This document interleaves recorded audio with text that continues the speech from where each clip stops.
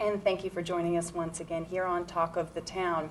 Right now we're going to be talking about something very serious that many of you right now might be dealing with out there, and that is organ failure. And we have here Mark Johnson, and we also have Jim Quill. But Mark Johnson is from Lifepoint, so we're going to let Mark introduce himself, Lifepoint, and we're going to talk about organ failure, organ donations, the problems, and some of the solutions. So, Mark, if you could tell our viewers a little bit about the basic purpose of Lifepoint. Well, Lifepoint is the federally mandated nonprofit organization that is the recovery organization for organ and tissues in South Carolina. But we also work to educate people about the need for the transplantation of organs and tissues to be transplanted. Every 11 minutes, somebody is added to that transplant waiting list in the nation. And I just wanted to point out, you're going to be on this segment here for roughly 10 minutes. So let's say somebody just a moment ago was diagnosed. Right.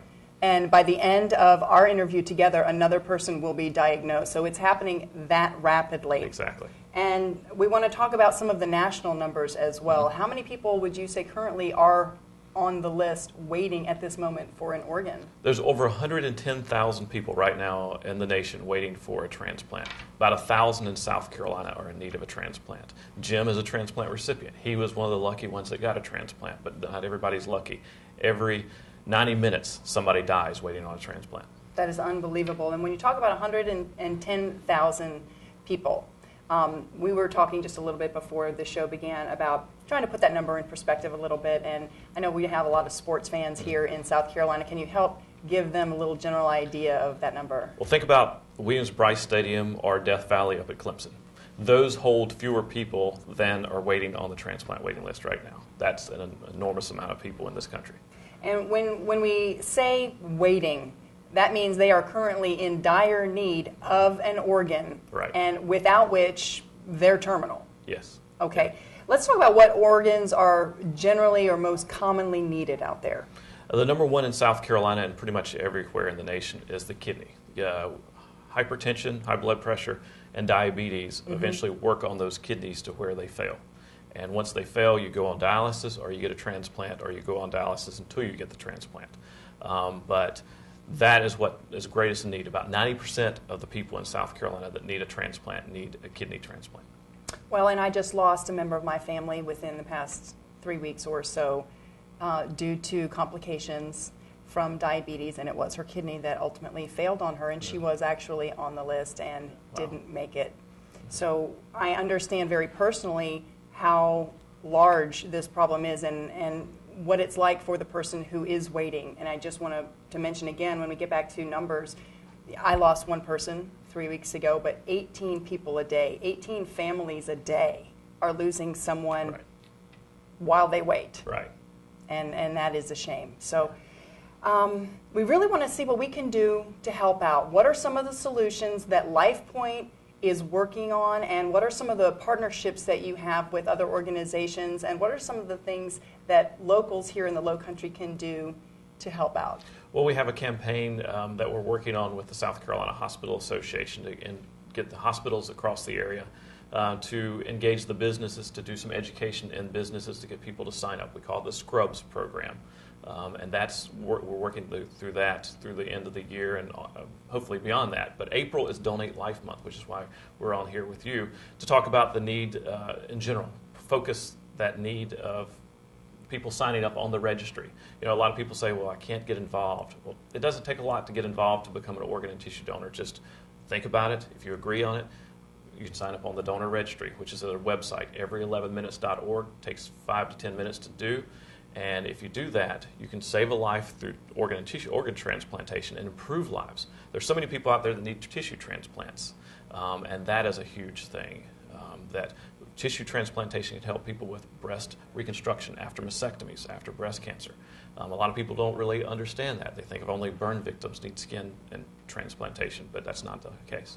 All right. Now, I want to talk to you, Jim, for just a moment, because you've been in that unique position where you were actually waiting for organs. What was that time like? And I also want to know what it was like for you when you found out you had a donor. Yeah. Well, I waited 5 years for transplant. I was listed, actually at the time of my waiting and getting listed, the allocation system was a little bit different. It's changed since. But at that time, my doctor sent me to be listed because he knew that my health was deteriorating. And by the time that I truly needed the transplant, if I hadn't been listed, I may have not had an opportunity to get one.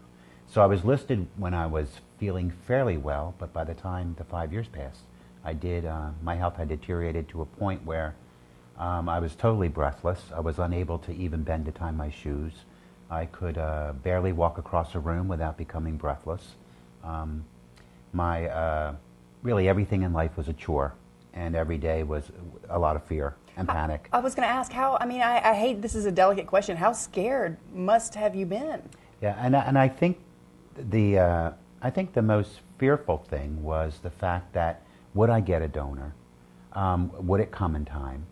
And would I be able to, would my health be at a point where I was so deteriorated that I wouldn't survive a transplant? So when I got the call, I was actually an elementary school principal, and I continued to work up to the day I got my call.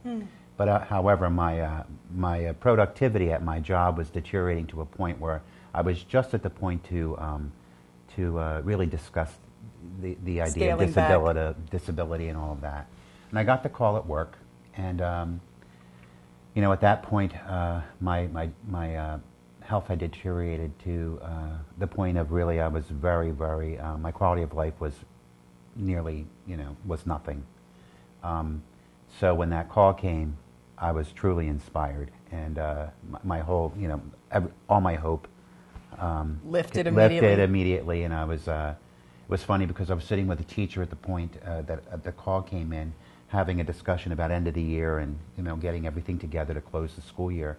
And when the call came in, I turned to her and I said, "We'll have to have this meeting a little later. I have to go for a lung transplant." And it just was just a wonderful, wonderful, opening to a new life for me. I bet. And I think I'll just be eternally grateful, first of all, to my donor, who made that decision to be a donor. But more importantly, I'm eternally grateful to his family, who honored his and respected his choice to be a donor and to follow through with it. So, and that's what we're talking about here today, is making that choice, because that really is the extent of the effort that it requires. Right. Now, how can people, and thank you for sharing your story. Oh, It's you're welcome. so lovely to have you here today. And you're just so vibrant, and a double lung transplant. Doing great. You're doing fantastic. I'll have my 5th year anniversary in May. Oh, congratulations. Thank you. And again, I do love that you pointed out the most important place to put your gratitude, and that's going to be with the donor and the donor's family. Yeah, exactly. So when it comes time, and when can you make that decision? Is this when you go get your license? That's when most people do it, but a lot of people don't have to go back to the DMV for 10 years. You can do it right now by going to that website, every11minutes.org, the number 11minutes.org, and you can sign up right there, and you'll be in the registry. And then when you do go back to the DMV, just check yes on the DMV form, and you'll stay a donor. You'll stay an organ donor until you decide you don't want to be on it. Or if you decide you don't want to be on it, you can take yourself off the registry by going to that same website.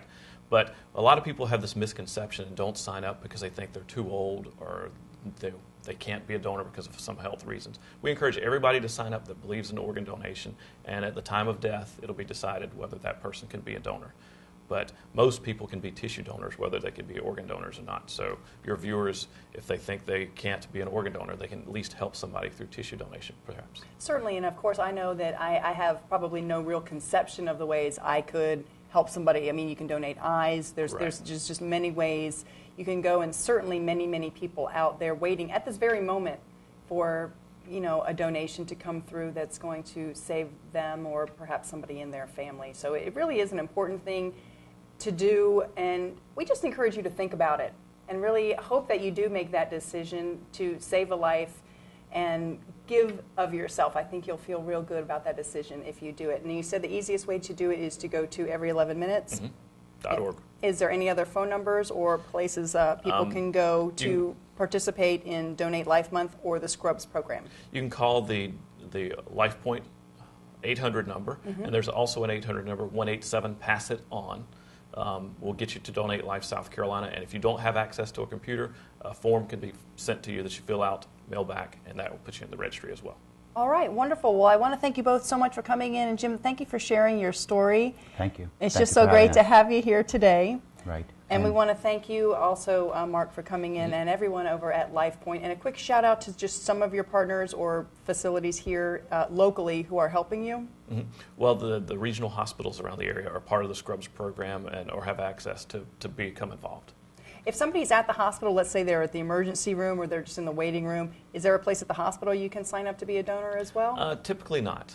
That's where the family makes the decision after the time of death. Okay. And talks to the, So this is something you really do need to do in advance. This is not a last-minute decision, but Right. it is a very good decision and one that we hope you decide to make. Gentlemen, thank you both so much for coming in today. We really appreciate the information, and somebody out there is probably waiting very patiently, and we hope that a donor might be coming from the Low Country. yeah. Thank you you so much. Thank you. We thank you so much for watching Talk of the Town. Have a great day out there, and we'll see you next time.